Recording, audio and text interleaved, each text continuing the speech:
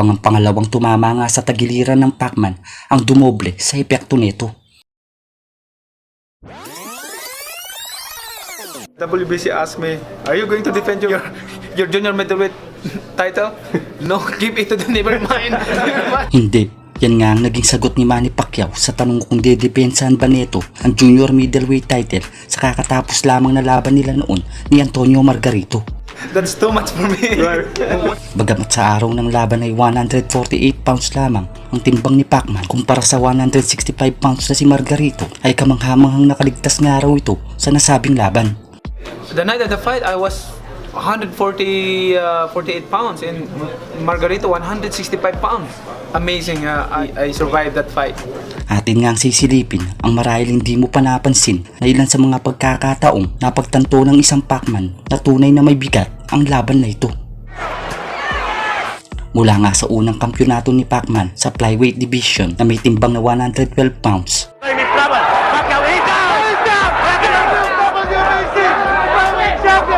Hanggang sa pagiging kampyon sa welterweight na may timbang naman na 147 pounds.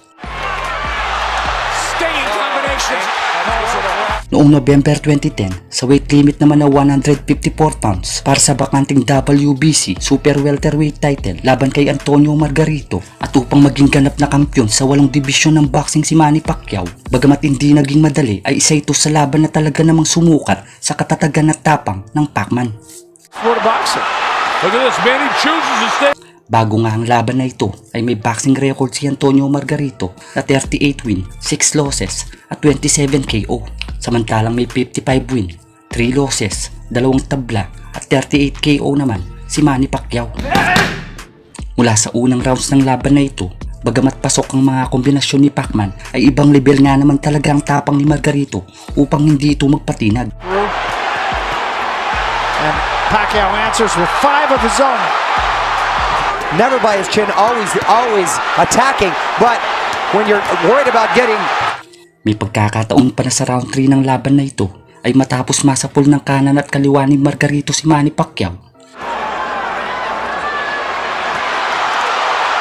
ay sa pagtakas nga ni Pacman mula sa posisyon nila ay natawa si Margarito marahil sa pagkakakalang dinamdam ito ni Manny Pacquiao.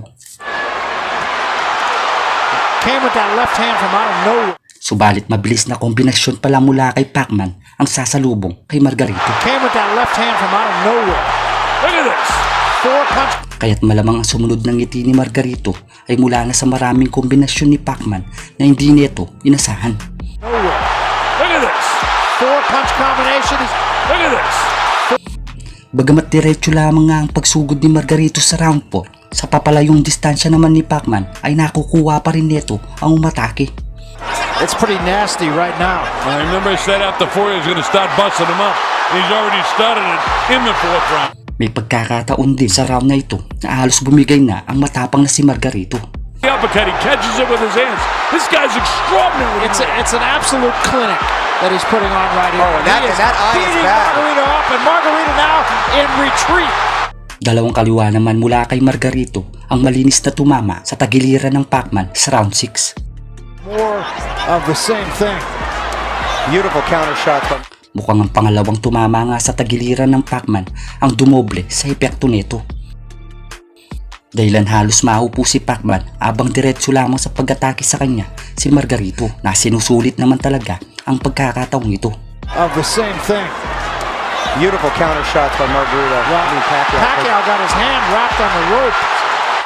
Bagamat tunay ang epekto ay kitang-kita nga sa mukha ng Pacman na dinadaan na lamang sa gigil ang pagtitiis nito upang ipaiwatig kay Margarito na hindi ito basta-basta magpapatinag. His hand wrapped on the rope, and Margarito hit. Mga kombinasyon pa rin mula kay Pacman ang tumapos sa round na ito. And kind of getting things back to where they were. Listen to the crowd as the bell sounds. Bagamat bugbog sarado at magana ang kanang mata ni Margarito sa round 8, ay talaga namang napakalakas pa rin ng loob at sipag pa rin nito sa pag-atake. Motors. It's important to the sport. I mean, that fight has to be made. I agree. For the sport of boxing. Look at this, Manny chooses to stay on the ropes and mix with him. And that's not a good place to be, because Margarito still, we can hear them, and they're still coming with ferocity. And Manny likes to mix it up. He does. na tila mas lalo pang naghahamon tuwing malinis itong nasasapol ni Pacman. Look at the Oh, face! vicious shots at Margaret. Look at the Oh, face! vicious shots at Margaret. Isang solidong kanan naman sa round 10 mula kay Pacman ang alos mag-alis ng balanse ni Margarito. If the corner was smart, they would stop the fight. Oh, Margarito Staggered him. throwing a huge right Yeah, hook. and now he's in trouble. Still 15 seconds to go. Sa panginibabaw nga ng mga bugbog na sinasalo lamang ni Margarito sa round 11 ay napalingon na si Pacman sa referee na parang nagtatakat kung bakit hindi pa neto itigil ang laban. This is beginning to remind me of Gerald McClellan against Nigel Pac- Sa hindi nga pagsuko ni Antonio Margarito para tapusin ang napakatagilid na labang ito sa kabila ng sobrang pamamaga ng kanyang kanang mata. Bagamat talo nga si Margarito ay nangibabaw naman din talaga sa mga manonood ang tibay at lakas ng loob nito para tapusin at hindi bumitaw sa laban. Great fight for Manny Pacquiao.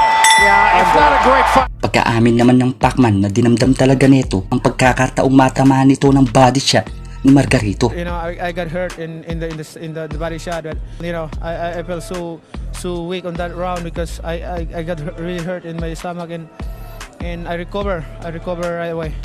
Bagamat hindi nga naging madali, ay sulit nga ang naging tagumpay ng Pacman sa laban na ito. Pagkat matapos ang anunsyong, ito nga ang wagi sa kakatapos lamang na laban nila ni Antonio Margarito. Bukod sa pinatunayang tapang din ng Pacman, ay kasabay din nito naganap ng si Manny Pacquiao ay nag-iisa at kampyon sa 8 dibisyon ng boxing. Now winner of his 8th World Championship, Manny Pacquiao.